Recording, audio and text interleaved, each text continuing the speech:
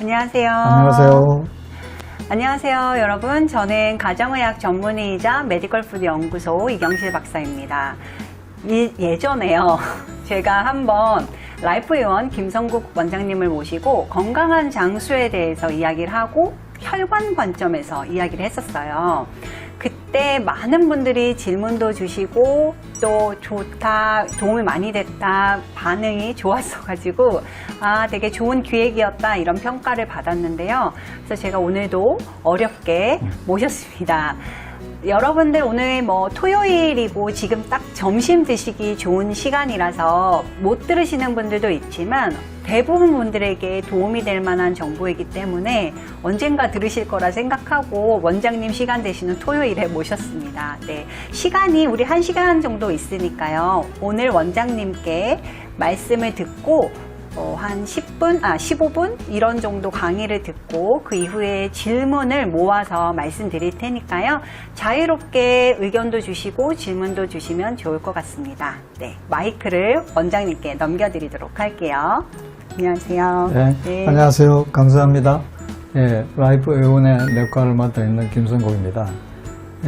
소개해 주신 대로 지난번에 건강한 장수의 요건으로 혈관에 대해서 말씀드렸었습니다. 오늘은 제 생각에는 두 번째로 중요한 게 면역이 아닌가 해서 오늘부터 면역에 대해서 말씀드리고자 합니다. 면역이라면 여러분들 모르시는 분이 다 없으실 거예요. 우리 몸을 지키는 힘이다 이렇게 알고들 계실 겁니다. 그렇지만 생각해 보면 이 면역은 우리가 생각하는 것보다 조금 더 범위가 넓습니다. 사실은 우리가 태어나기 전부터 이미 시작이 됩니다. 네. 성장하고 그 다음에 또 성장한 다음에 유지하고 여기에 전 과정에 다 이렇게 관여를 합니다. 특히 이제 백혈구가 주로 이 역할을 하죠. 그래서 우리 몸을 지키는 법칙이라 할까요? 힘이라 할까요? 그런 것 중에 중요한 것 중에 하나가 바로 이 면역이죠. 우리는 그러면 어떻게 할 것인가? 우리가 이 면역을 어떻게 유지할 것인가가 이제 관건인데 대부분은 이 면역은 하나의 법칙이기 때문에 자동적으로 이렇게 일어납니다.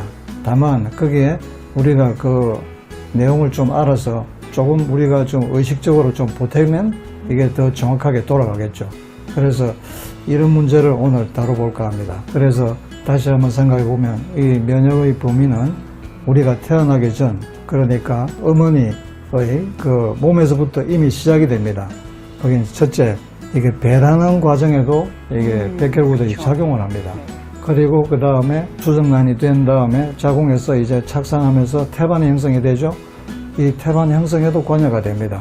그리고 또 산모의 유선 발달에도 관계되는 거죠. 그러니까 우리가 태어나기 이전부터 준비 과정을 다 이게 면역이 관계가 되는 겁니다.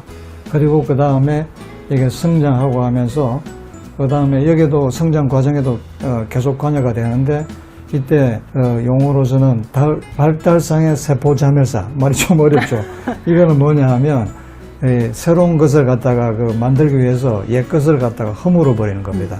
쉽게 말하자면 재건축이라 생각하면 되겠죠. 그쵸. 그래서 옛날 것을 허물어야 허물어야 새 건축을 할 수 있습니다. 그래서 옛날 낡은 세포들은 처리를 한 겁니다. 그럼 구조물들은 처리를 해서 새로운 것으로 만드는 그 과정에도 면역이 다 작용을 합니다. 그리고 이제 그 다음 단계, 우리가 이제 가장 많이 이야기하는 게 조직 항상성입니다. 그러니까 그 조직을, 우리 몸의 구조물들을 일정하게 유지해야 되죠. 무너지면 안 되지 않습니까? 그래서 이제 그게 항상성, 우리 몸에는 이제 여러 가지 항상성이 있습니다. 이 항상성에 대해서 이 소장님께 한마디 부탁드리겠습니다. 네. 사실 가장 중요한 개념이 우리 몸에서 중요한 개념이 항상성을 유지하는 건데요. 이게 보통 제일 간단하게 이해할 수 있는 부분은 살이 이렇게 체중 변화가 없는 사람이 제일 건강하다고 하잖아요. 그리고 열심히 살을 빼도 다시 살이 찌는 게 내 몸이 어떤 항상성을 유지하는 포인트에 가 있기 때문이다 이렇게 이야기를 하는데 대부분 분들 이 체중뿐만 아니라 그리고 생활 습관도 규칙적인 거 이런 게 항상성을 유지하는 방법이고 항상성 자체는 우리 변하지 않는 게 아니에요. 매우 빠르게 변화하고 있는데 이 점을 유지하기 위해서 아까 이제 원장님 말씀하신 것처럼 허무는 것과 새로운 것이 계속 역동적으로 움직이면서 유지를 하는 뭐 인체 신비 같아요. 네, 이렇게 그렇습니다. 뼈도 사실은 하나도 안 움직이는 게 아니고 매일매일 세포가 바뀌는데 항상 그 상태를 유지하려고 노력하는 게 요런 게 이제 항상성이고 앞서 말씀드린 그 세포 자멸사가 되게 정말 어려운 이유가요. 대부분 세포가 죽을 때는 염증 반응을 일으키고 이로 인해서 노폐물이 생겨요. 그 노폐물로 인해서 염증 반응이 다시 생기는데 자멸사는 이 노폐물이 전혀 없이 일어나는 신비로운 작용이죠. 그래서 이 작용을 일으키고 새로운 게 생기고 이러면서 항상성이 유지되는 거라고 보시면 됩니다. 네, 잘 들으셨죠? 감사합니다. 네. 그러니까 우리 몸을 일정하게 유지를 해야 되니까 구조물들이 거기서 방금 이제 설명을 해 주셨습니다. 그리고 또 생리적인 것들도 있죠. 예를 들면 체온, 네. 그죠? 그 다음에 맥박 같은 것도 있고, 그 다음에 호흡수 이런 것도 있고, 항상 거의 일정한데 어떤 일정한 범위 내에서 왔다 갔다 하죠. 이걸 유지하는 게 생명으로서는 가장 중요한 것이 아닌가 이런 생각이 듭니다. 그래서 조금 전에 말씀해 주신 그 조직의 항상성, 이걸 유지하는 게 대단히 중요하죠. 여기에 면역이 작용합니다. 우리 몸을 갖다가 허물고자 하는 그런 그 일들이 생기잖아요. 밖에서 침입자들, 이게 미생물들이 들어온다. 아니면 속에서 암세포가 생긴다. 이러면서 이게 망가뜨리려고 합니다. 그때 막아주는 힘이 바로 면역이죠. 이건 주로 이제 백혈구들이 담당합니다.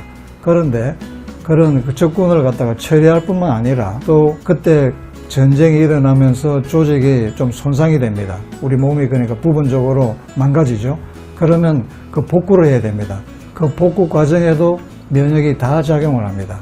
그래서 회복시키고 재생하고 그리고 또한 이게 혈관을 만드는데도 또 이게 작용을 합니다. 생각보다 면역의 범위가 넓죠. 그런데 미생물들이 들어와서 이렇게 이런 일만 생기는 것이 아니라 또 미생물과 관계없이 우리가 살아가면서 예를 들면 부닥쳤다. 이런 경우에도 조직 손상이 있죠. 멍들고 이러지 않습니까? 그런 때도 이 회복하는데도 역시 백혈구들이 작용을 합니다. 그러니까 미생물들이 있든 없든 다 작용하는 거죠. 이게 면역입니다. 상당히 그러니까 우리가 생각한 것보다는 폭이 넓다고 볼 수 있습니다.